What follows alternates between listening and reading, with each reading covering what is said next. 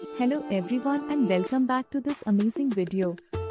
In this video you are going to know everything about Moto Razr 40 Ultra before buying it.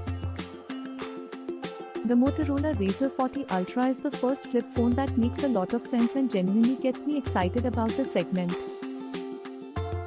Compared to the last gen Motorola Razr 2020 and even the current gen Samsung Galaxy Z Flip 4, it offers a much more functional 3.6-inch cover display that is slightly larger than the display on the original iPhone. The phone is highly portable and the upgraded hinge mechanism proves to be useful. Moreover, its Rs 9,999 price tag is much more reasonable than the Rs 1,23,999 worth Razr 2020. But there are some visible flaws. Despite being a pioneer in this space, Motorola is yet to crack the code to make its folding devices more water and dust resistant. Although the Razr 40 Ultra offers a clean Android experience, some apps look straight up weird on both the displays. The camera performance is mostly solid, though the algorithm still struggles to detect my skin tone accurately.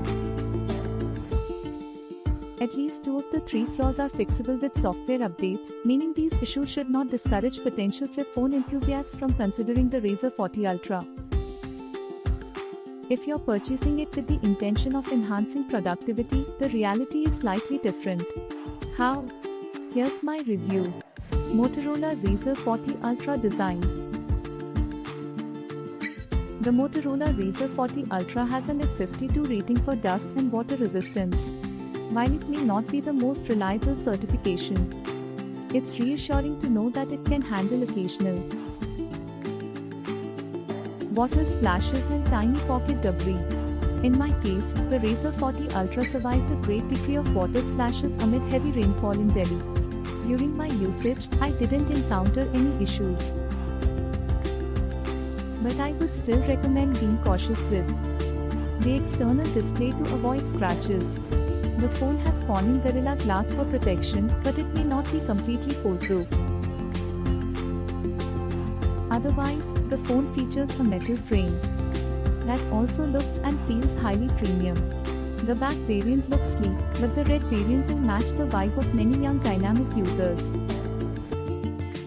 All the standard physical buttons, volume and power plus fingerprint are on the right. The button includes the USB-C port for charging next to the dual speaker grill. The hinge is also quite firm, thanks to Motorola's proprietary design. You can see that the hinge works efficiently as the inner display now repels dust particles quite effectively. When the phone is closed and resting in your pocket, the design is mostly thoughtful, but my main concern is the speaker placement at the top for calls. Motorola has tried to minimize the top bezel, but in doing so, the speaker gets closer to the edge of the metal frame. It can make it awkward to hold the phone in a way that allows for clear audio during phone calls. At least the folding mechanism is also not entirely for show. You can take or disconnect calls by opening or closing the phone, respectively, just like the old school Moto Razr. Motorola Razr 40 Ultra display. While the folding mechanism adds a fun element to the Motorola Razr 40 Ultra, the design wouldn't be complete without its displays. As I mentioned earlier, the 3.6-inch external display sets a new trend for flip phones, possibly inspiring rivals like Samsung to adopt a similar feature on their upcoming Galaxy Flip 5. Until then, the Razr 40 Ultra takes the crown for having the largest and most functional display in its class. The 3.6-inch screen uses a POL panel with a 1066 by 1056 pixel resolution and 144 Hz refresh rate. It can support videos with HDR10+, and in a 1:1 aspect ratio.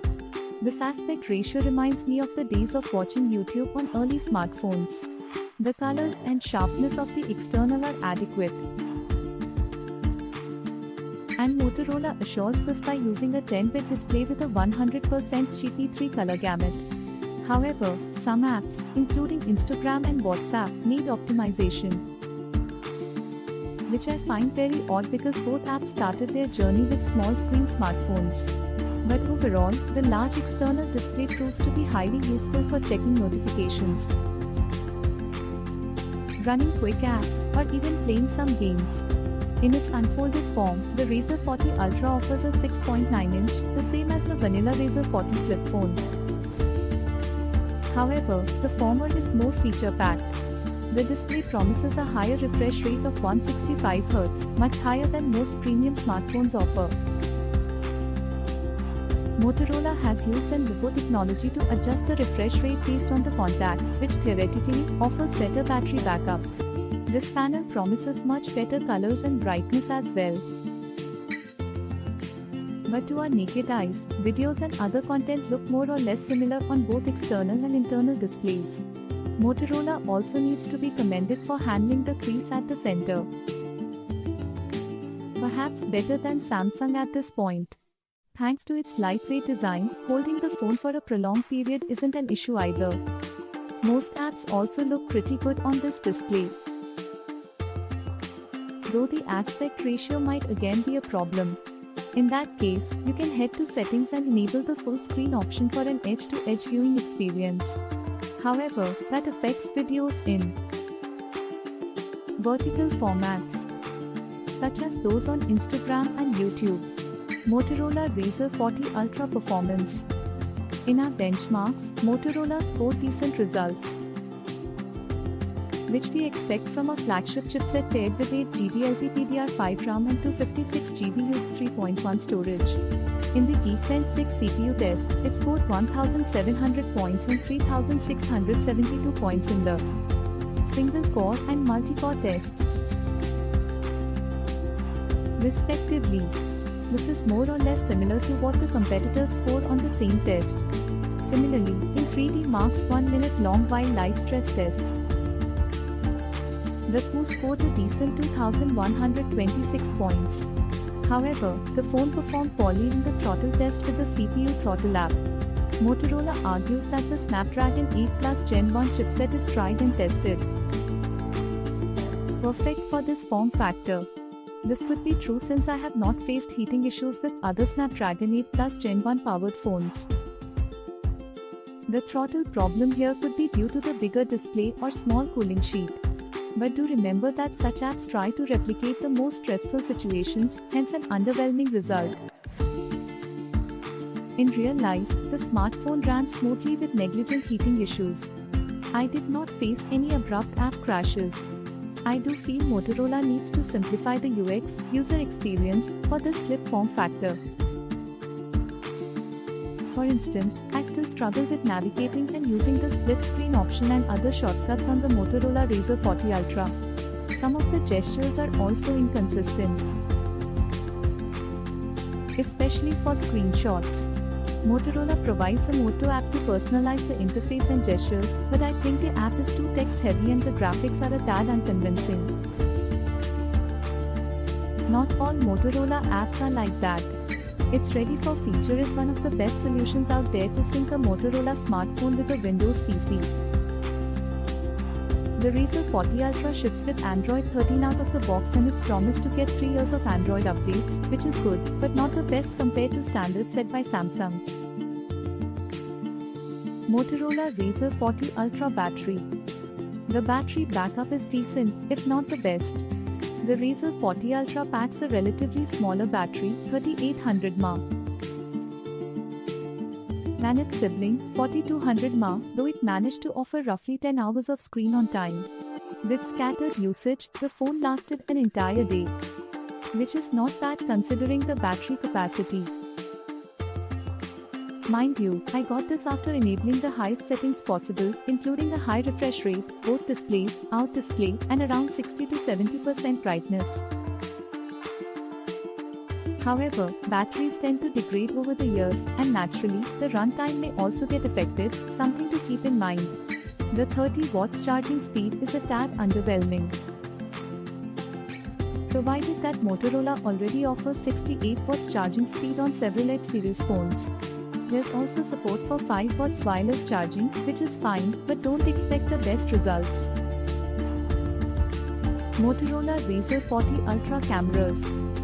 Generally, Motorola offers good and dramatic photos with high contrast and HDR, though the results are often inconsistent. Especially with the selfie camera, my skin tone gets heavily whitened, which I don't like. Thankfully, it wasn't the case here, though there's still room for improvement. The Razr 40 Ultra's 12-megapixel primary camera is the standout feature, serving both as the main and selfie camera in good lighting conditions.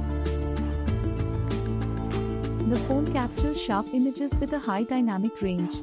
The 13-megapixel ultra-wide camera offers similar results, and though shadows can be slightly overpowering, leading to hiding details in the image. I feel this is more of a processing limitation, which remains a weak point for Motorola. The ultra-wide camera also works as a macro lens, which proves to be useful in certain situations. Otherwise, recording videos is a delight with the Razr 40 Ultra, with features like horizon lock that we get on high-end action GoPro cameras. You can half-fold the phone for an old-school digicam feel or record in portrait mode for bloggers. Holding the phone may also add some degree of stability, though using the regular stable option should be sufficient. Using the external screen as a viewfinder in tent mode adds versatility. The primary selfie camera is decent in well-lit conditions but struggles with grainy images in low light. Thankfully, external cameras can be used for selfies, offering a solution to this issue. Motorola Razr 40 Ultra camera verdict. Should you buy? The Motorola Razr 40 Ultra ticks many boxes, be it for camera, display, or clean Android OS. The battery is still not the strongest suit, but there are workarounds if you limit the usage to standard usage. 60Hz refresh rate, 50% brightness, and so on. I still feel that the Motorola Razr 40 Ultra is not going to be everyone's cup of tea, with its cool and trendy folding form factor and versatile camera functionalities. Motorola Razr 40 Ultra is best suited for enthusiasts and professional creators who always want to keep their Instagram game on point. For productivity-focused users, the Razr 40 Ultra can handle tasks, though I am not sure about its usability.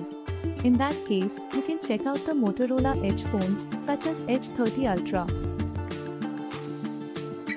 Samsung's Galaxy S23 remains a solid option in the Android space. Thanks for watching. I hope you enjoyed this video. If you did, please give it a thumbs up and subscribe to my channel.